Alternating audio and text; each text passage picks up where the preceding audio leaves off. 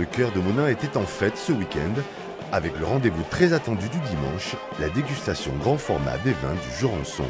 Comment ça se passe? On cherche le meilleur vin possible. Donc on va aller faire le tour et on va aller voir les vins. Et vous avez vu les bouteilles, ça c'est le château. Olivier Perret profite de cette journée pour renseigner les visiteurs sur sa production, blanc sec et doux, tout en bio. Ça donne une exposition incroyable.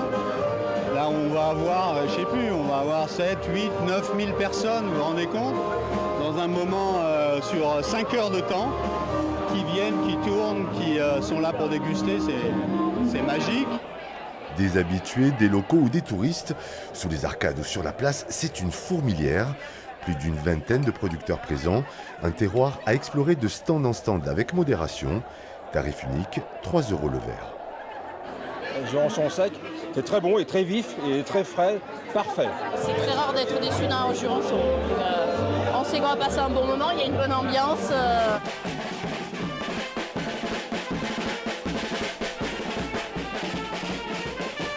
Il y a des gens qui ne nous connaissent pas forcément parce qu'on vit un peu dans nos campagnes des fois et voilà, donc et ça permet aux gens de découvrir plusieurs domaines aussi, plusieurs exploitations. Voilà. On travaille tous un peu différemment aussi, donc chacun a fait un peu sa typicité, donc c'est sympa.